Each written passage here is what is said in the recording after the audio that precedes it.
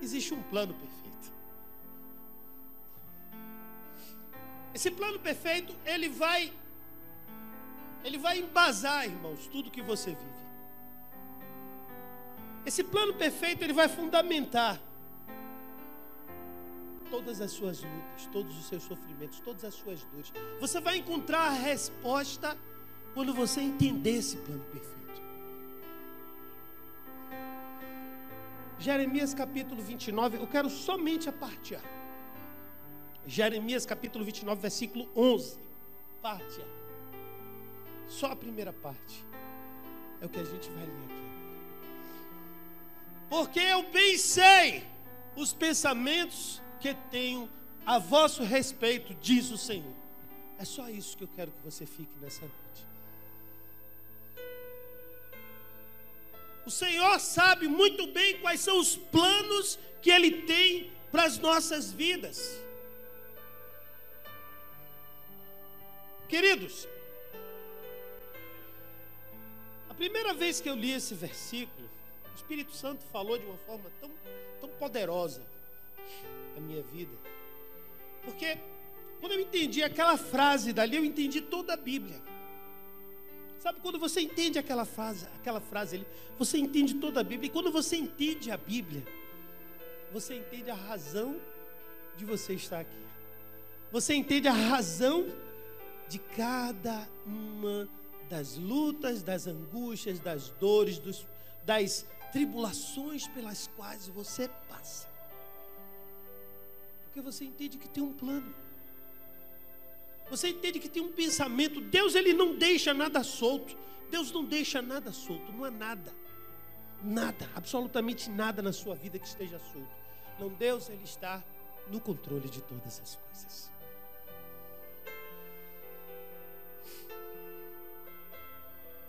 Todas as coisas contribuem juntamente para o bem daqueles que amam a Deus. Sabe, quando Paulo capturou essa ideia, ele não capturou o pensamento fundamentado na dificuldade da vivência, mas ele capturou na segunda parte desse versículo. Todas as coisas contribuem juntamente para o bem daqueles que amam a Deus e que são chamados segundo o seu propósito. Diga assim, propósito. Propósito. A ideia de Deus, o plano de Deus, o pensamento de Deus, o projeto de Deus. Amados, Deus, Ele tem um plano geral, um plano para a humanidade. Ele, quando criou a humanidade, Ele criou com um plano específico. Qual era o plano de Deus para a humanidade? Para se relacionar com o homem eternamente, o tempo todo. O tempo todo. Imagine que, tendo criado o homem imagem e semelhança, Ele podia ver no homem a sua expressão de glória, a sua expressão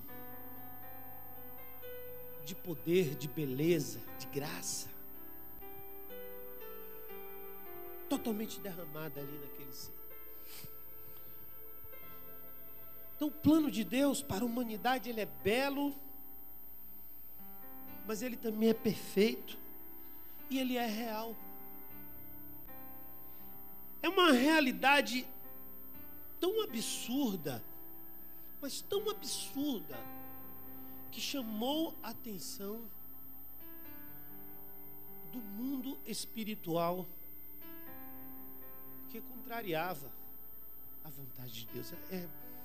Tem uma explicação que os judeus dão para eles não admitem a Trindade. Os judeus, eles não admitem a Trindade. Eles acham que Deus é só um. Nós cristãos sabemos que Deus é Pai, é Filho e é Espírito Santo. Então na Bíblia diz que quando Deus criou o homem, olha só, Deus fala assim, façamos. Então façamos, ele está falando no plural, Se é façamos, então ele está falando no plural. A gente entende que ali foi uma conferência com a Trindade. Os judeus dizem que esse façamos, porque na Bíblia judaica também está façamos. Como é que eles explicam isso? Se não for a Trindade. Qual é a justificativa que eles dão? Se não for a Trindade. Ele diz que Deus fez uma conferência com os anjos. Que Deus fez uma conferência com os anjos sobre a criação do homem. E quando Deus fez essa conferência, de acordo com eles, quando Deus fez essa conferência com os anjos, Deus informa para os anjos que criaria um ser semelhante a ele. Você imagine quão surpresos devem ter ficado os anjos. Isso não anula a Trindade, amados. E também o fato de isso não estar na Bíblia não anula se há ou não uma veracidade nessa informação. Porém, vamos considerar que dentro da tradição judaica, esse é um estudo real, que eles explicam como tendo sido a versão que eles têm para façamos o homem conforme a nossa imagem, conforme a nossa semelhança. Mas eu quero agora que você simplesmente pare para pensar nisso. Os anjos assim, ó, estupefatos. Por quê? Porque quem conhece de estar na presença constantemente e desde a eternidade a Deus são os anjos. Nenhum de nós aqui, irmãos, nenhum de nós, nenhum personagem bíblico teve o privilégio de ver a Deus antes de Cristo. A Bíblia diz que Cristo revela a Deus. Mas antes, Moisés, pastor, não, a Bíblia diz que Moisés, Deus falava com ele face a face, mas por trás de uma nuvem. Por trás de uma nuvem. Porque o próprio Deus disse que Moisés, que ninguém podia ver a face de Deus e permanecer vivo. Está escrito lá na Escritura, Êxodo capítulo 33. Mas os anjos viam, os anjos sabiam, os anjos estavam na presença dele constantemente, recebendo as ordens, recebendo a direção, recebendo tudo isso. E quando Deus cria o homem, os anjos sabiam disso. Deus cria o homem num nível tão profundo de perfeição que o salmista consegue capturar a mensagem. E no Salmo 8, o salmista diz que Deus coroou o homem com a sua glória. Com a sua glória. Havia então, irmãos, ali um plano perfeito para Deus se relacionar com o homem eternamente. Você sabe o que havia naquele tempo? Paz, harmonia, alegria, gozo, provisão, tudo aquilo que a gente busca. Tudo aquilo que a gente busca, tudo aquilo que a gente mais quer, tudo aquilo que a gente anseia.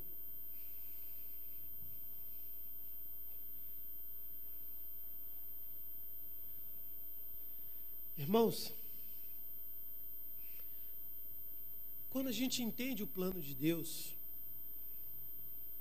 e nos dispomos a deixar que esse plano se concretize em nossas vidas, o nosso coração se alinha com o de Deus. O nosso coração se alinha com o de Deus. Quem quer ter o coração alinhado com o do Senhor aí, diga amém.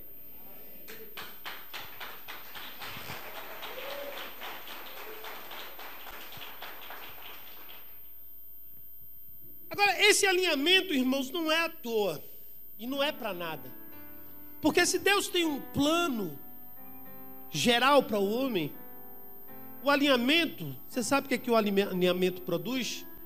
produz em nossa vida o plano individual que Deus tem para cada um de nós. Porque Ele tem um plano geral. Aqui tem um plano geral da igreja, da comunidade bíblica Gerezim. Qual é o plano geral da comunidade bíblica Gerezim? Ganhar almas. O plano geral é esse. Agora, qual é o seu papel nesse plano geral? É o plano individual seu aqui dentro dessa igreja. Cada um tem um plano individual. E Deus tem um plano individual para cada um de nós. Quando seu coração se alinha com o de Deus, quando você entra no plano perfeito de Deus, que o seu coração se alinha com o dele, Deus começa a soltar na tua vida as direções para o plano individual dele em ti. Quem quer estar dentro desse plano, diga amém. Esse plano, irmãos, na vida de Adão, por exemplo, era o de cuidar de todo o planeta Terra. Só isso, pouquinha coisa. Ele só ia ter que tomar conta de todos os animais, tanto domésticos quanto selvagens, todas as aves, tanto as que voam como as que não voam, todos os répteis, todos os peixes, todos os mamíferos, todas as árvores. O plano dele era simples. Deus percebeu que era complicado para ele conseguir fazer isso sozinho. O que foi que ele fez? Arrumou uma esposa para ele. Para quê? Para ajudar ele a executar esse plano com perfeição. Você sabe por quê, irmãos? Porque Deus sempre vai te dar pessoas para ajudar a cumprir o plano individual que Ele tem para a tua vida.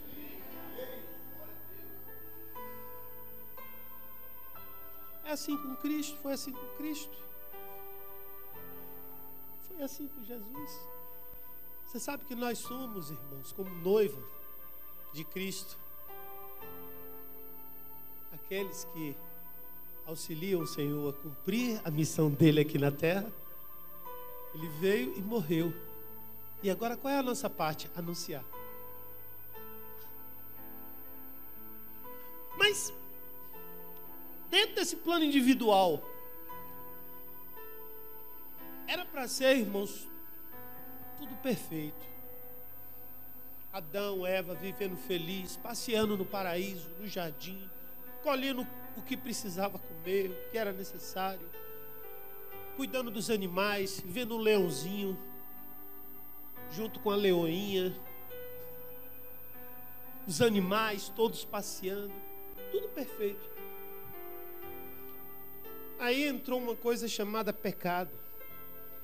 E aí, irmãos, dor, angústia, sofrimento e tribulação são coisas que entraram na humanidade, sabe por quê? Porque Adão decidiu fazer as coisas do jeito dele e não da forma como Deus queria que fosse, que Deus planejou que fosse. Dor, angústia, sofrimento, tribulação, problema, doença, enfermidade, só existem por conta disso. Só existem por conta disso.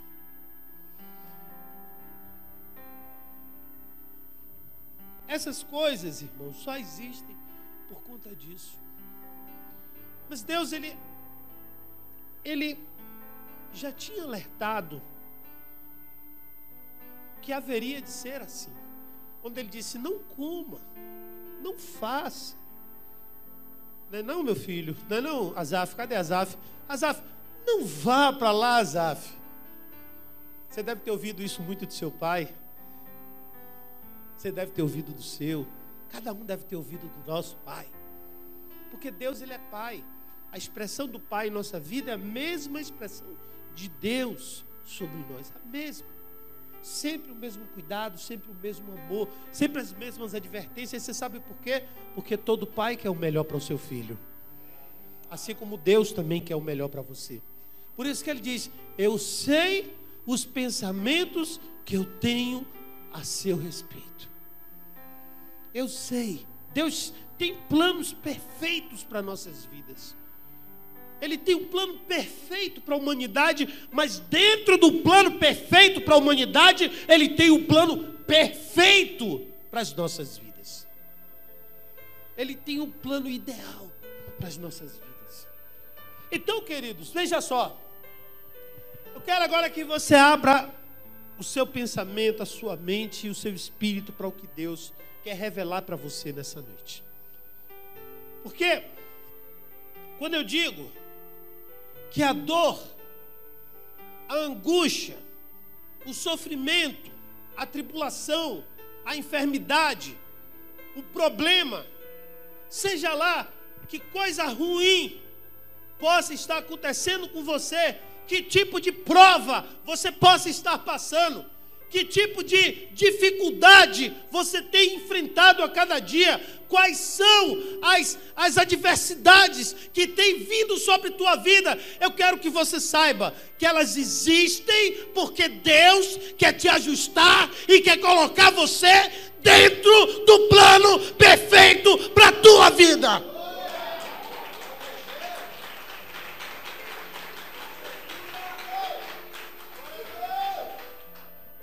Como você pode então extrair o que há de bom nisso? Porque foi isso que Paulo disse: todas as coisas contribuem juntamente para o bem. Como é que eu posso extrair o que há de bom? Como eu posso estar experimentando dificuldades e dar o significado correto para todas essas coisas? Irmãos, Deus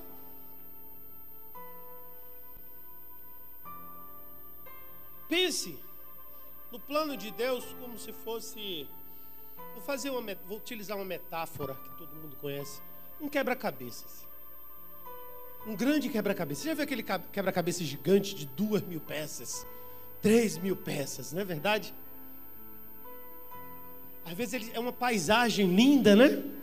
Uma paisagem linda. E naquela paisagem linda ali, você tem que encaixar a peça do tamanho certinho. Mas não é só a peça do tamanho certinho, porque existem dentro do quebra-cabeça muitas peças que têm o mesmo tamanho, porém são de posições diferentes. São de posições diferentes. Por exemplo, você pode ter uma grande paisagem. Eu quero que você imagine agora aí um jardim com flores lilás, bem embaixo de uma montanha, uma bela montanha, bem verdejante, muito verde, muito bonita. Aquela paisagem linda com aquelas flores ali embaixo, um jardim imenso. E você está ali, tem que montar aquele quebra-cabeça. E você recebe aquela quantidade gigantesca de peças para poder montar, para que o plano esteja pronto. E aí você percebe que tem uma peça que é verde e outra que é lilás, mas que tem o mesmo tamanho. E você está montando, aí de repente você vê uma peça exatamente igual. Se você coloca a peça na montanha verdejante da rosa que é lilás, ela vai ficar destoada. Tem alguma coisa errada. Não pertence ali, aquela peça não pertence àquele lugar. Não é verdade? Você precisa o quê? Remover ela para colocar no lugar certo. Às vezes você já encaixou tudo, mas você olha assim, rapaz, está tudo pronto, mas esse negócio não é daqui. Não está no lugar certo. Deixa eu tirar para colocar no lugar certo. Na hora que você vai tirar, você sabe o que às vezes acontece? Desmonta um bocado. Desmonta um bocado. E quanto mais peças destoadas como essa tiver, mais difícil vai ser para você montar tudo e deixar tudo prontinho. Irmãos, assim é a nossa vida quando nós estamos distantes do plano perfeito de Deus para nós. Fica tudo bagunçado, tudo desorganizado. E aí Deus, ele tem que o quê? Ir ajustando isso, e montando isso, e colocando cada coisa em seu lugar. Há outras situações, irmãos, em que a peça é até dali. Só que na fabricação ela teve um defeitinho. Tem um defeito, pode vir com defeito. Ela veio com uma ponta maior do que o encaixe. Você sabe que era dali, mas você tenta botar e você não consegue. Você não consegue encaixar. Quando eu faço essa analogia, eu utilizo essa metáfora, principalmente com relação à peça que veio com defeito. É o seguinte, irmãos, Deus, quando nos criou, Ele nos criou perfeitos. Mas quando o homem pecou, todo homem começou a nascer pecador. E diga assim, pecado não faz parte do plano original de Deus. É como se fossem peças defeituosas. É como se fossem peças defeituosas. O homem, ele não nasceu para ser guiado pela carne. E tem uma revelação tremenda na palavra sobre isso. Você sabe que Gênesis capítulo 1, versículo 29. Abre aí, por favor. Bote aí. Gênesis capítulo 1, versículo 29. Diz assim, disse Deus, eis que vos tenho dado toda a erva que dê semente, que está sobre a face de toda a terra, e toda a árvore em que há fruto, que dê semente, ser-vos-á para mantimento. Você está vendo aí algum animal para a gente comer? Inicialmente o homem não podia comer carne, não. Não podia. Sabe por quê, irmãos? Porque carne alimenta carne. Uau! Não estou proibindo ninguém aqui de comer carne, não. Não é doutrina, não. Mas é porque aí não tinha pecado. E todo pecado, irmãos, origina na carne.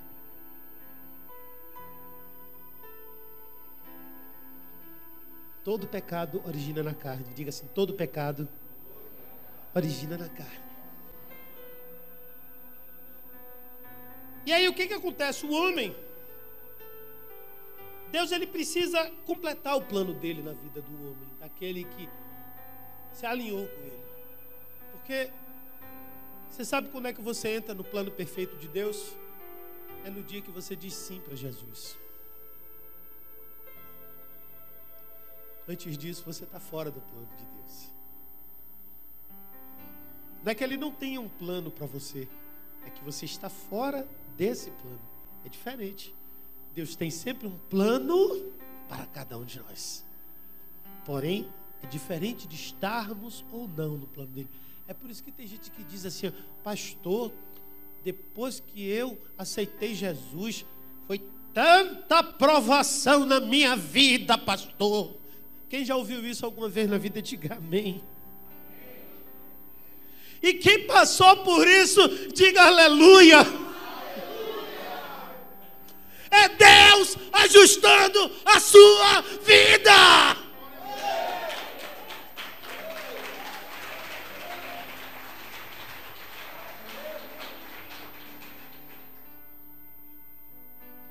É Deus, irmãos.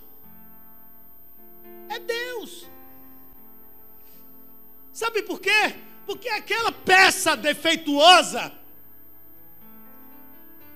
Deus não vai devolver a peça e vai pedir outra, não. Você sabe o que é que Ele vai fazer? Ele vai consertar. Ele vai consertar. Então Ele vai lixar. Ele vai cortar.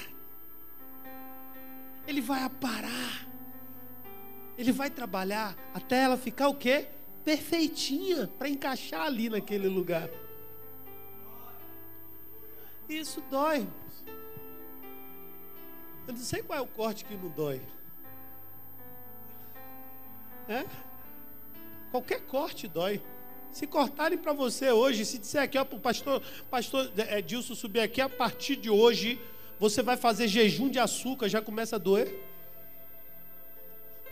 Só por cortar o açúcar.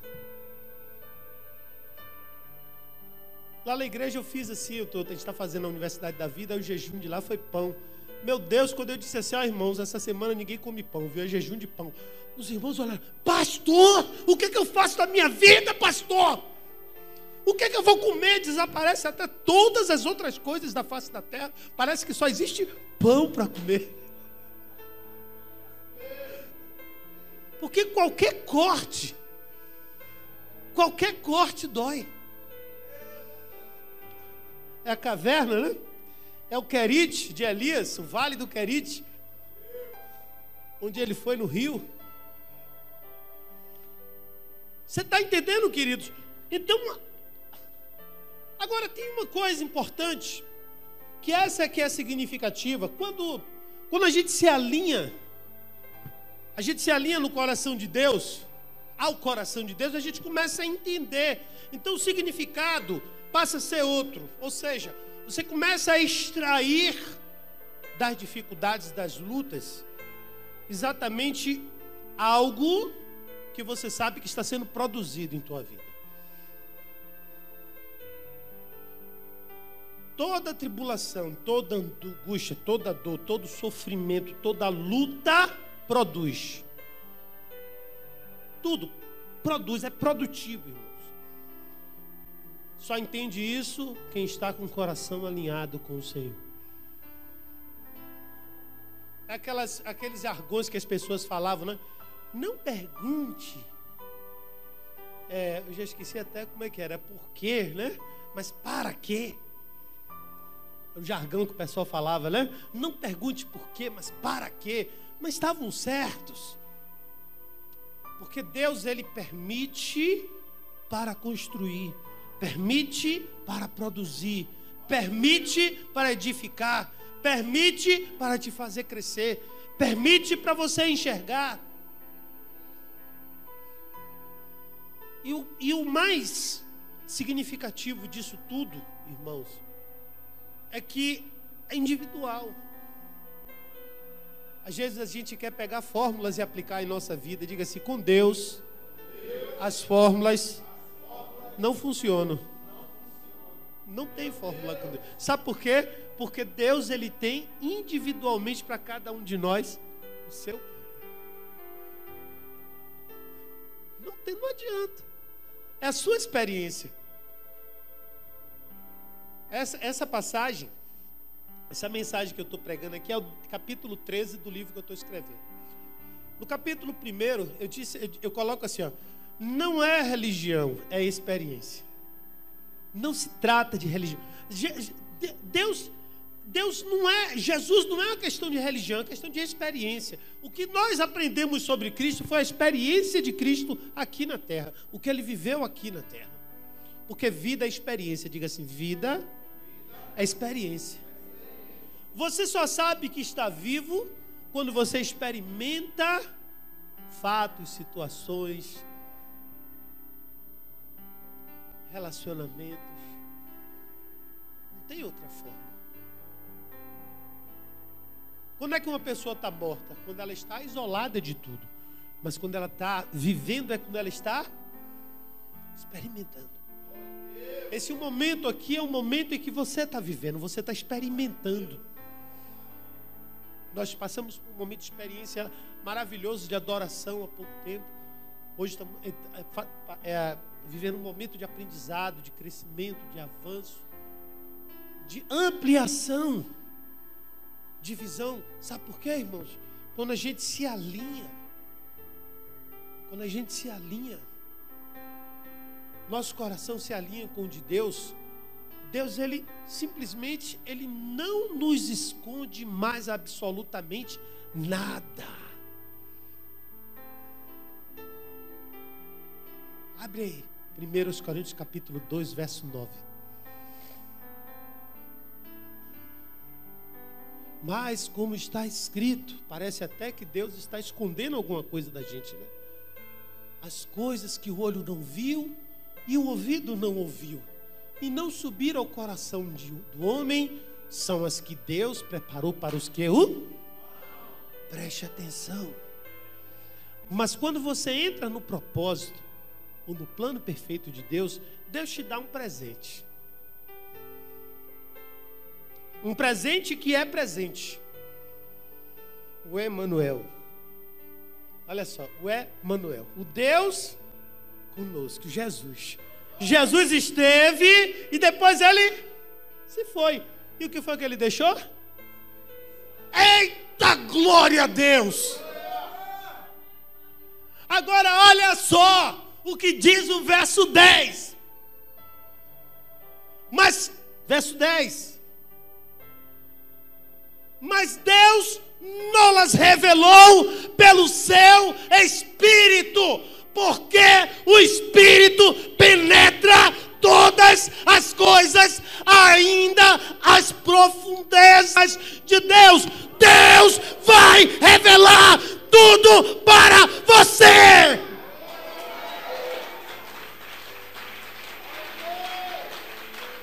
O plano não fica obscuro não, irmãos.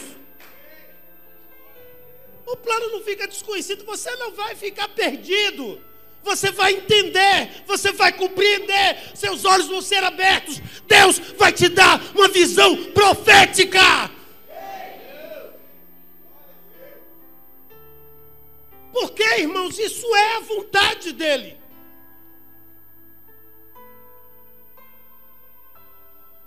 Quando o homem era perfeito,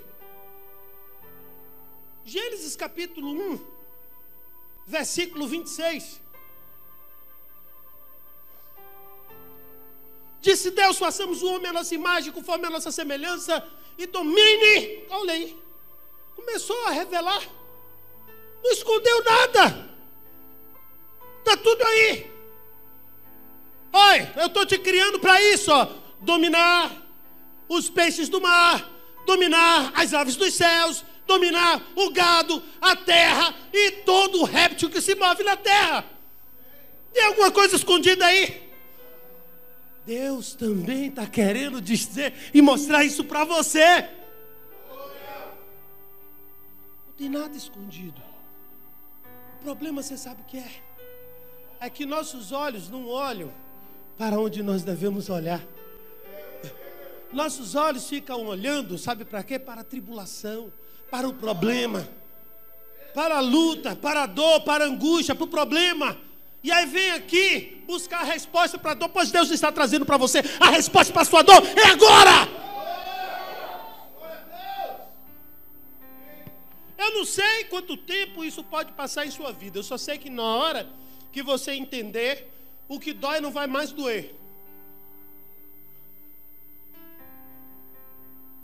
Aqui, ó, eu aprendi uma frase. Não sei se foi esse cara que falou, mas o nome dele é Conrado Adolfo. Ele não é crente, não. Mas aquela frase me falou muito comigo. Deus não só usa crente para falar com a gente, não, irmãos. Conrado, e eu não sei se essa frase é dele, mas eu sei que ele falou o seguinte: olha, eu falo olhando para o teu irmão, vai. Olha, escolhe o irmão e fala olhando para ele, vai. Você vai repetir o que eu disse. A dor é inevitável, mas o sofrimento é uma escolha.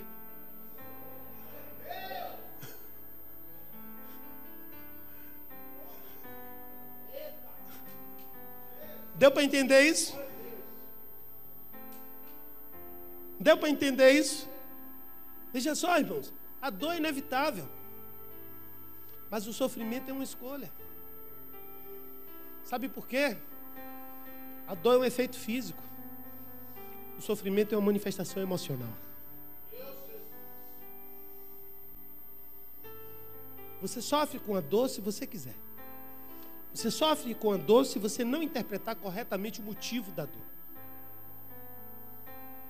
Tem uma palavra, também não é do meio cristão, não, mas que eu acho que aqui quem já foi em academia, quem malha, já deve ter ouvido falar. No pain, no gain. O que é isso? Sem dor, sem ganho. Ou seja, só há ganho se houver dor.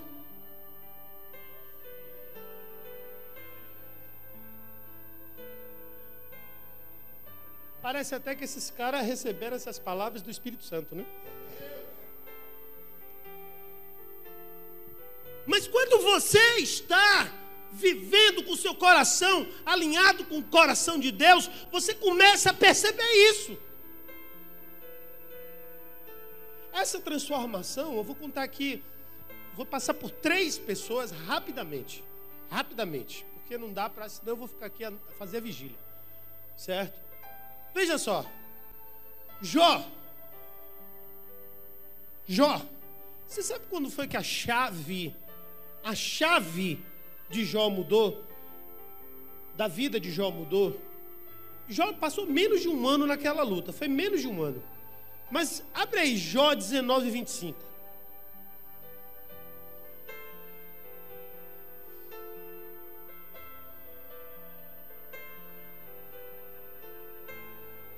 Travou, né? Vai, amor. Por quê? Eu sei.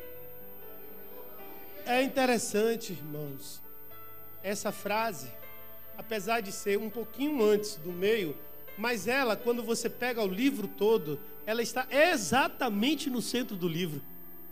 Exatamente no centro do livro. Você sabe o que é isso aí? Foi a virada de Jó.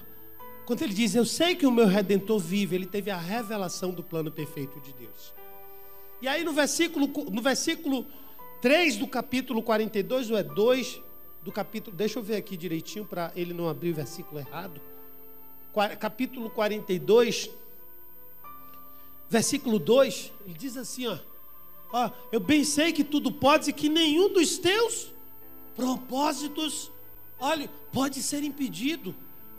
Você sabe o que é isso, irmãos? É o entendimento de que Jó tem, de que o plano de Deus é perfeito e não pode falhar. Não pode falhar.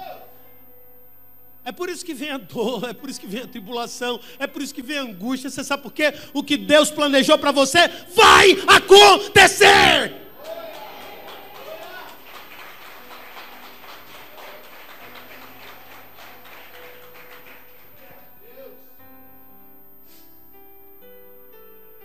Eu vou falar sobre essas 3 pessoas, porque cada uma tem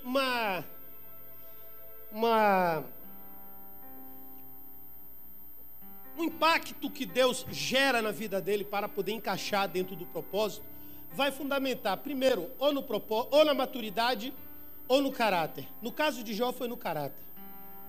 No caso de José, a Bíblia fala que foram 17 anos. Olha, 17 anos entre o sonho de José e o momento em que ele assumiu a posição do qual o sonho havia sido dado para ele. Porque o projeto, o propósito, o plano perfeito de Deus para a sua vida é o sonho de Deus para a tua vida. Então, quando ele sonhou, até se concretizar, foram 17 anos. 17 anos. Por que não se cumpriu logo? Porque o caráter ele tinha. A gente observa ao longo da vida de José que ele tinha o caráter que Deus procurava. Ele louvava o Senhor em tudo ele entregava a Deus. Todas as coisas na vida de José, você vê a integridade, o comportamento perfeito, a celeridade, a forma, a diligência com que ele agia. Mas Deus precisava amadurecer José para poder trazer e colocar ele dentro do plano individual dele, José, dentro da humanidade, que era o quê? Por que José foi para o Egito? José não foi para o Egito para poder ajudar Faraó. José não foi para o Egito para poder enriquecer o Egito. José foi para o Egito, irmãos, porque havia uma fome na terra. E quem ia passar fome era o povo de Deus. Porque Deus ele está sempre cuidando do povo dele. E ele vai sempre levantar alguém que você não conhece ou você conhece, mas de alguma forma vai levantar alguém que não vai deixar você passar pela luta, passar pela dificuldade, passar pela falta de provisão. E ele levanta José para isso. Para quê? Para trazer o povo para o Egito.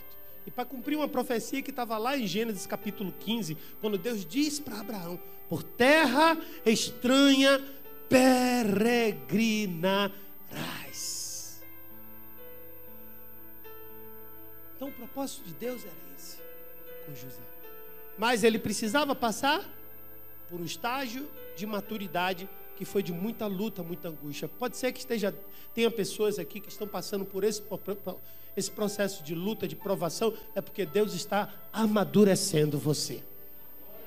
E pode ser que tenha pessoas que estejam aqui, irmãos, passando por luta, por dificuldade, por tribulação, porque Deus está tratando o seu caráter.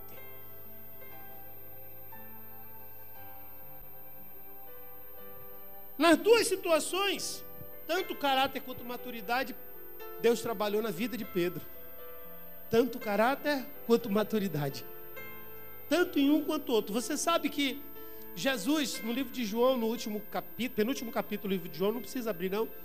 Jesus chega para Pedro e diz assim, ó, quando te converteres, Jesus já tinha morrido e ressuscitado, e chega para Pedro e diz, quando te converteres, significa que Pedro ainda estava em tratamento, mesmo depois de ter passado por 3 anos e meio na presença do Senhor Jesus. Qual é o significado disso, irmãos? Deus está trabalhando também na vida de pessoas aqui, tanto no caráter quanto na maturidade. Mas qual é o nosso comportamento? Qual é a nossa atitude? Qual é a minha atitude? Qual é a sua atitude diante dessa nova realidade? Como é que você vai receber isso? Como é que você recebe essa palavra, irmãos? Sabe? Nem toda palavra ela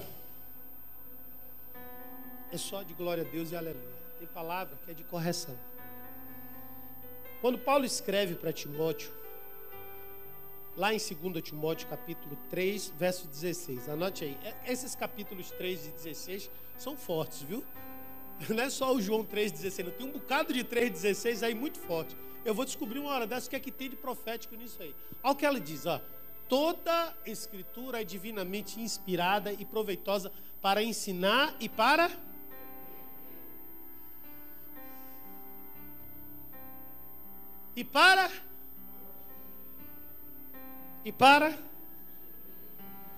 Toda a palavra de Deus, irmãos, vai ter essas 4 ações.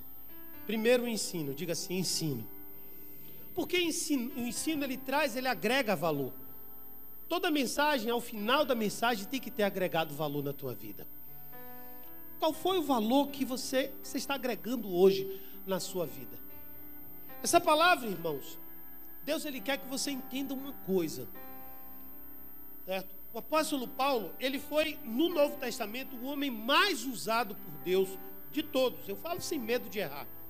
O mais usado por Deus para ser um instrutor para as nossas vidas. E ele ensina a lidar corretamente com a tribulação.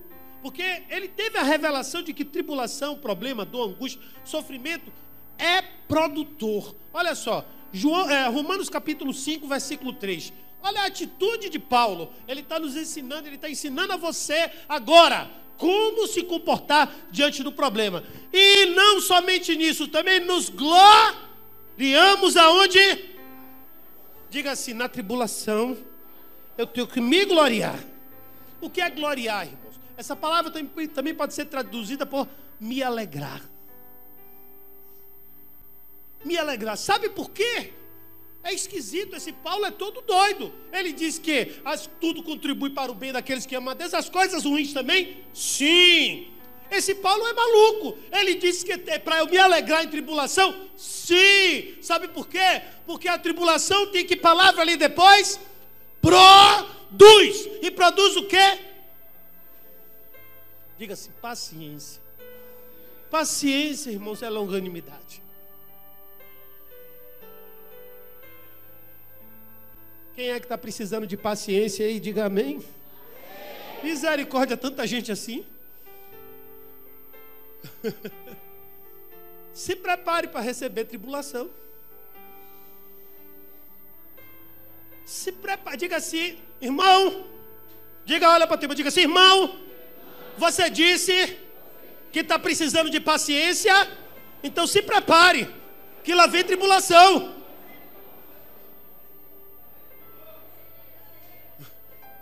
Amém, irmão. Deixa eu dizer uma coisa aqui para você.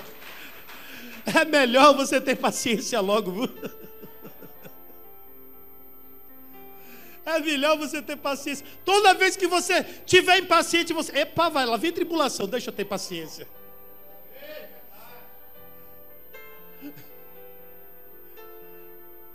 Agora, a paciência também produz, irmãos.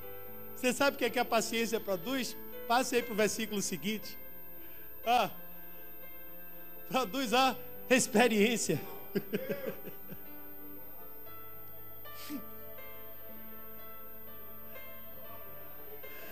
A paciência é porque a tribulação ela vai passar. A tribulação sempre tem data marcada para terminar. E quando ela termina, você passou por ela, quanto mais paciência tiver, você conseguir adquirir, mais rápido ela vai passar. E aí você vai estar, sabe como? Experiente. Você já sabe como resolver esse pepino. Você já sabe como saltar esse problema. Na hora que vier de novo, você vai matar no peito. Pode vir, por quê? Porque eu já tenho experiência. Não é assim que você ouve? Às vezes chega o irmão, o pastor passa muito por isso. Chega o irmão desesperado para pedir o conselho. Aí você diz, meu irmão, tenha paciência. O pastor sabe o que está falando. Você sabe por quê? Porque muitas vezes, irmãos, nós pastores, quando aconselhamos vocês, é porque já vivemos o que você já viveu. Então a gente já tem experiência. E quando Deus, olha só, preste atenção nisso, que isso agora é pesado, viu?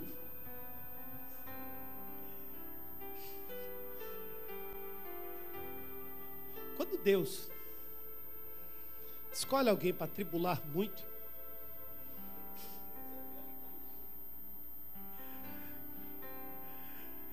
é porque Deus quer usar muito aquela pessoa. Portanto, não reclame se a sua prova é grande. É porque você é um grande instrumento nas mãos do Senhor. Você é um grande instrumento nas mãos do Senhor. E seu fundamento em 1 Coríntios capítulo 6, verso 13. Que diz assim: eu errei? Eu acho que eu errei, peraí. Irmãos, o pessoal diz que eu sou um bíblia, eu não sei tudo de cor não, viu? 1 Coríntios capítulo 6, acho que é verso...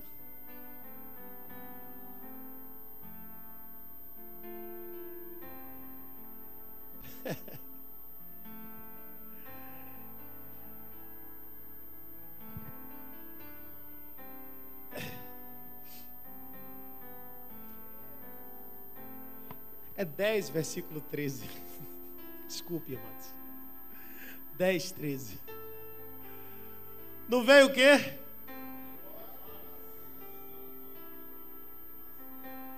Não veio sobre vós o quê?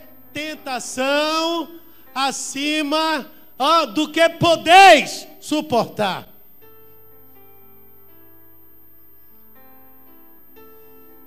Uma vez, irmãos, tinha uma irmã que eu cuidava dela. Nós, a família, cuidava dela. E a mulher apanhava do marido.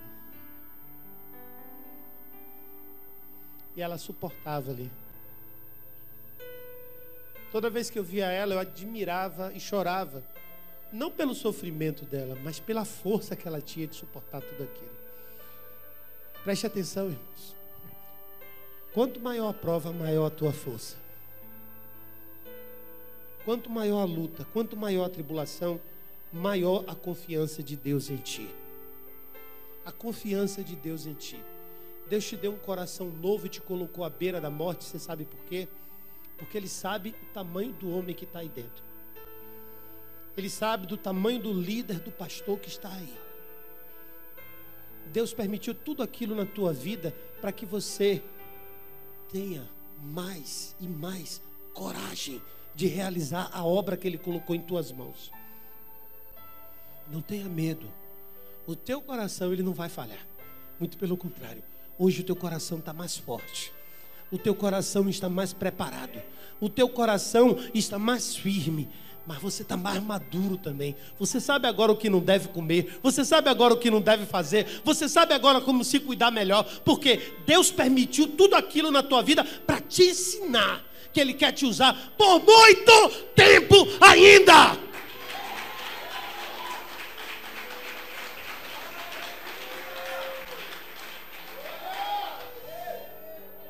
Irmãos,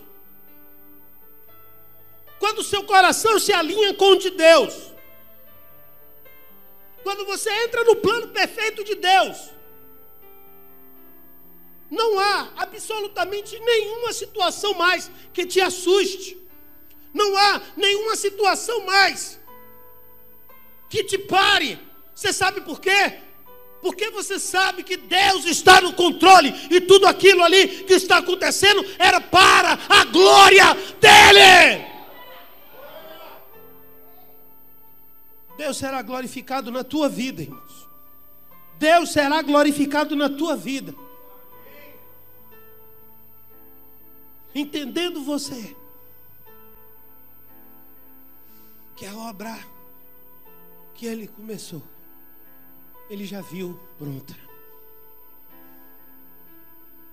Uma vez perguntaram para um grande escultor renascentista como ele conseguia fazer aquelas belas esculturas de pedras de mármore. Ele dizia assim: olha, quando me entregam uma pedra de mármore, eu já vejo a escultura pronta. Eu só faço e entalhando. É assim que Deus trabalha, irmãos. Na tua vida e na minha. Nenhum sofrimento, nenhuma dor chegou na tua vida ou chega na tua vida à toa. Não pense que Deus pode ser surpreendido por nada. Deus não pode ser surpreendido por nada. Mas quem se surpreende com Deus somos sempre nós. E Deus nos deu muito. Deus deu a alguns muito. E às vezes você sabe o que é que essas pessoas que têm muito fazem com aquilo que Deus entregou? Ficam guardando, ficam enterrando. Ou às vezes deixando que a carne, que o medo, que a preguiça paralise. Aí Deus começa a cortar.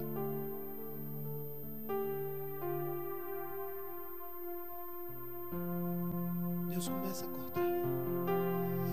Deus começa a entalhar. Ele olha para aquela pedra de mármore que é você. Ele diz: eu estou vendo a imagem perfeita aqui. Mas isso aqui está a mais, eu vou tirar. Pá. Isso aqui está imperfeito, eu vou aperfeiçoar. E começa a lixar. Às vezes a gente quer ficar do jeito que está. Mas Deus diz: olha, do jeito que você está, não dá para encaixar. Não dá para encaixar. Tem que ajustar.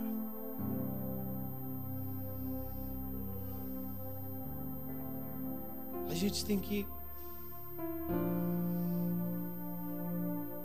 se alinhar, irmãos, com Deus nessas horas. Porque a força do homem não está no seu braço. A força do homem não está no seu conhecimento. A gente só descobre isso, sabe quando? Quando a gente tem muito braço, muita força física, mas um fato: suficiente para destruir totalmente o nosso emocional. A gente só consegue descobrir isso, irmãos, depois que a gente tem todo o conhecimento do mundo e percebe que conhecimento nunca vai substituir unção.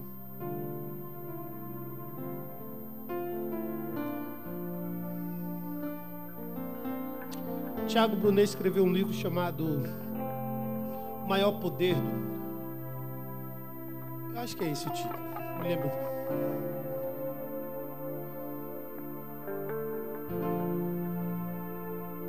Ele fala no livro, ele conta a história de diversos homens, líderes, empresários, grandes pastores, que conseguiram realizar grandes feitos. E ele perguntava o que é que tinha na vida deles. E no final, a única resposta que ele encontrou foi uma só: é a graça.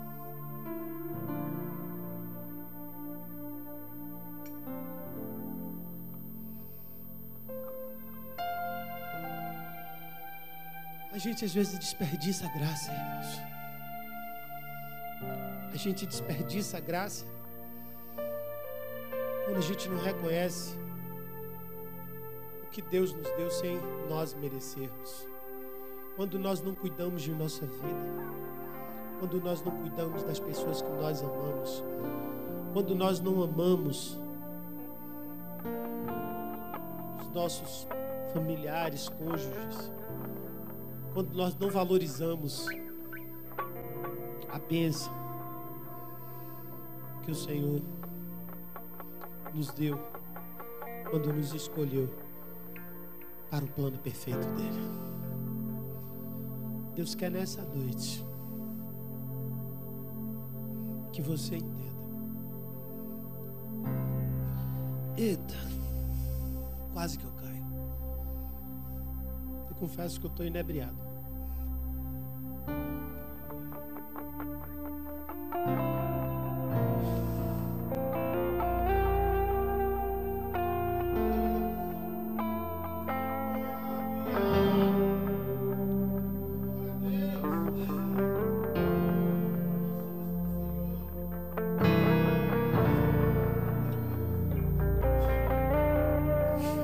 Não desperdice nem um segundo da tua vida com murmuração, com reclamação, com ingratidão. Não desperdice nem um segundo da tua vida, irmãos. Quando eu falo isso, eu não estou falando só para você. Eu falo para mim também.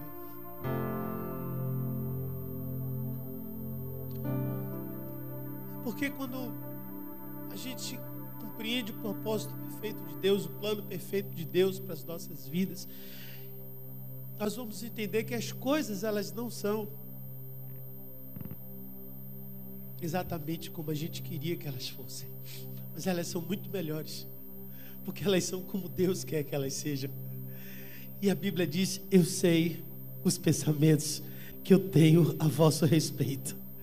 Os pensamentos que Deus tem para nós, irmãos, são perfeitos. Perfeito significa que não precisa acrescentar nada. Perfeito significa que não precisa colocar mais absolutamente nada ali. Tudo está pronto. Quando Jesus disse está consumado, ele diz assim: não precisa fazer mais nada. Basta você crer. Basta você crer. Quando ele disse está consumado, ele disse acabou, não tem mais nada. Eu já fiz tudo o que precisava ser feito. Basta você entrar nesse plano. E a tua vida vai entrar na vontade de Deus. Talvez até você passe por lutas. Eu acho que vai passar. Mas não encare isso como uma má notícia. Encare isso como uma boa notícia. Porque o pré-requisito principal para qualquer vitória é primeiro haver uma luta. E se Deus diz que você é mais do que vencedor, significa que existem lutas para você lutar. Mas existem lutas que você vai lutar e você vai vencer. essa luta que você está vivendo, você vai vencer. Esse momento que você está passando, você vai vencer. Essa dificuldade, seja ela na sua saúde, no seu casamento, no seu trabalho, nas suas emoções, seja lá onde for, você vai vencer. Essa dor que você está sentindo, não se preocupe, que isso faz parte do plano de Deus para você vencer. Não importa. O único propósito é você vencer. Você vencer. Sabe por quê? Não é porque você tem força, não é porque você tem poder, não. É porque Ele já venceu por você. Basta você crer nisso.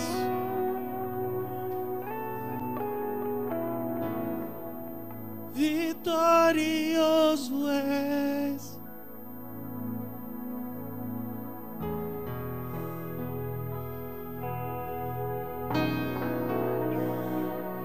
Fica de pé, igreja.